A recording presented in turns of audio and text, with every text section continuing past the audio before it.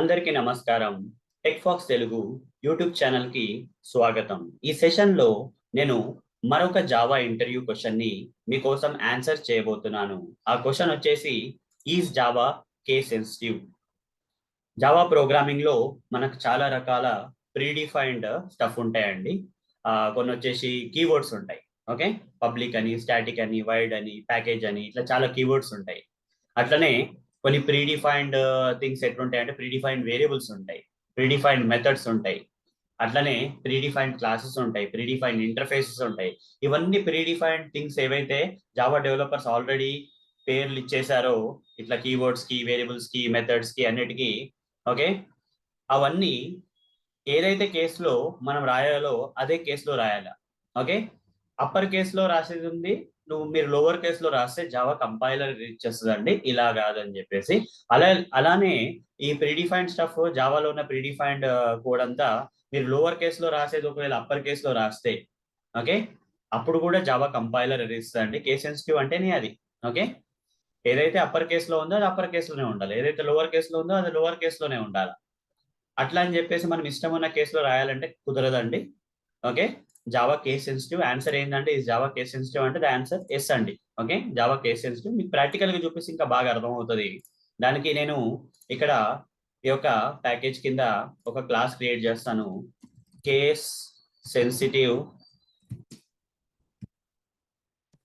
Demo అని చెప్పి రాస్తాను. కేస్ సెన్సిటివ్ డెమో అని రాసేసి ఇక్కడ మెయిన్ మెథడ్ రాసేసి ఫినిష్ కొట్టేసి ఇక్కడ నేను ఒక ఒక డమ్మీ స్టేట్మెంట్, ఒక ప్రింట్ స్టేట్మెంట్ ఇచ్చేస్తాను. ఇచ్చేసి ఇన్సైడ్ మెయిన్ మెథడ్ అని ఇక్కడ రాసేస్తాను. సరే, ఇక్కడ బాగుంది.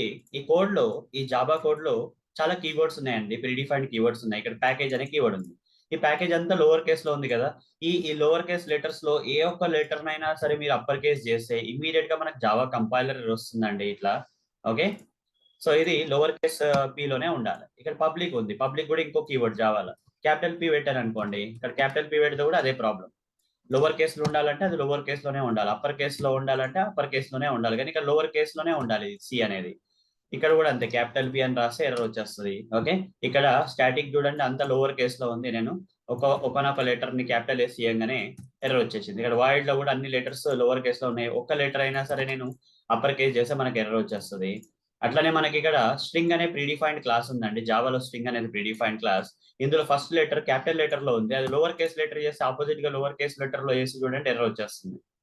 ఓకే, సో మళ్ళీ క్యాపిటల్ లెటర్ చేస్తే ఎర్రర్ వెళ్ళిపోతుంది, క్యాపిటల్ లెటర్ చేస్తే ఎర్రర్ వెళ్ళిపోతుంది. అట్లనే ఇక్కడ సిస్టమ్ కూడా ఇంకొక ప్రీడిఫైన్డ్ క్లాస్ అండి జావాలో.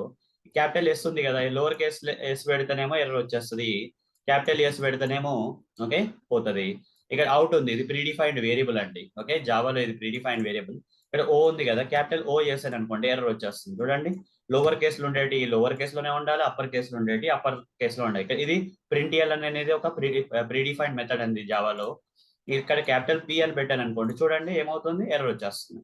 సో అట్లాంటి జావాలో కీవర్డ్స్ కావచ్చు, ప్రీడిఫైన్డ్ క్లాసెస్ కావచ్చు, వేరియబుల్స్ కావచ్చు, ప్రీడిఫైన్డ్ మెథడ్స్ కావచ్చు, ఏవైనా సరే అండి. ఓకే, జావాలో లోవర్ కేస్ లో ఉండాలంటే అవి లోవర్ కేస్ లోనే ఉండాలి, అప్పర్ కేస్ లో ఉండాలంటే అవి అప్పర్ కేస్ లో ఉండాలి. లేదు నేను లోవర్ కేస్ ని అప్పర్ కేస్ లాగా రాస్తాను, అప్పర్ కేస్ ని లోవర్ కేస్ లో రాస్తాను అంటే కుదరదు జావాలో. ఎందుకంటే జావా వచ్చేసి కేస్ సెన్సిటివ్ కాబట్టి అది కుదరదు, మనకి ఎర్రర్స్ వస్తాయి. జావా స్ట్రిక్ట్ గా ఉంటుందండి ఈ కేసులో. ఏవైతే అప్పర్ కేస్ లో రాయాలో అవి అప్పర్ కేస్ లోనే రాయాలి, ఏవైతే లోవర్ కేస్ లో రాయాలో అవి లోవర్ కేస్ లోనే రాయాలి. సో ఈ ప్రాక్టికల్ డెమాన్స్ట్రేషన్ తోటి అండ్ మీకు థియరిటికల్ ఎక్స్ప్లెనేషన్ తోటి ఈ యొక్క జావా యొక్క ఆన్సర్ మీకు అర్థమైంది అనుకుంటున్నానండి. ఈ సెషన్ కిందే మీకు ఈ యొక్క ఎక్స్ప్లెనేషన్ కనుక నచ్చినట్టయితే, ఈ సెషన్ మీకు అర్థమైనట్టయితే ఈ వీడియోకి ఒక లైక్ వేసుకోండి. అలానే నా యొక్క యూట్యూబ్ ఛానల్ పేరు టెక్ ఫాక్స్ తెలుగు. ఓకే, ఈ యొక్క యూట్యూబ్ ఛానల్ పేరు Tech pox Telugu. YouTube channel ని తప్పకుండా మీరు సబ్స్క్రైబ్ చేసుకోండి, మీ friends and circles and family members కి షేర్ చేయండి. ఓకే, అట్లనే కామెంట్స్ పెట్టండి. కామెంట్స్ లో మీ డౌట్స్ అడగచ్చు, లేకపోతే ఇంకేమన్నా ఫీడ్బ్యాక్ ఇవ్వచ్చు నాకు. లైక్ మీరు మంచిగా చెప్తున్నారు, లేదు ఇట్లా ఇట్లా చెప్తే బాగుంటది, అట్లా ఏది ఉన్నా సరే సజెషన్స్ ఇవ్వచ్చు. ఎలాంటి డౌట్స్ అయినా, ఈ క్వశ్చన్ సంబంధించిన కాకుండా ఎలాంటి డౌట్స్, కెరియర్ డౌట్స్ కావచ్చు, సబ్జెక్ట్ టెక్నికల్ సబ్జెక్ట్ డౌట్స్ కావచ్చు, ఎలాంటి డౌట్స్ అయినా నన్ను అడగచ్చు. అలానే మీకు ఏదన్నా టాపిక్ మీకు ఏదైనా టాపిక్ మీద లైక్ మీరు ఎదురు చూస్తున్నారు అనుకోండి, ఈ టాపిక్ లో మీరు కంటెంట్ క్రియేట్ చేస్తే బాగుంటుందని మీరు అనుకుంటున్నారు అనుకోండి, ఆ టాపిక్ పేరు కూడా నాకు కామెంట్స్ రూపంలో తెలియజేయండి. నేను ప్రతి కామెంట్ చదువుతానండి. ఎక్కువ కామెంట్స్ వచ్చిన దాన్ని బట్టి నేను నా యొక్క రాబోయే రోజుల్లో ప్రణాళికని ప్రిపేర్ చేసుకొని మీకోసం ఎక్కువ కంటెంట్ తెలుగులో ఇట్లా టెక్నికల్ టాపిక్స్ మీద నేను తయారు చేయబోతున్నానండి. ఓకే, సో లైక్ మాత్రం మర్చిపోకండి, తప్పకుండా లైక్ చేయండి. ఎవరో లైక్ చేయడం వల్ల మీ వరకు వచ్చాయి వీడియోస్, మీరు లైక్ చేయడం వల్ల చాలా మందికి రీచ్ అవుతాయి. అలా చేయడం వల్ల నేను ఎంకరేజ్ చేసిన వాళ్ళు అవుతారు. అండ్ నా వీడియోస్ తెలుగు ఆడియన్స్ కి నచ్చుతున్నాయి అంటే దానికన్నా గొప్పతనం ఏం లేదండి. నేను ఇంకా చాలా కష్టపడి మీకోసం రానున్న రోజుల్లో ఇంకా ఎక్కువ కాంటెంట్ మీకోసం తెలుగులో క్రియేట్ చేస్తానండి.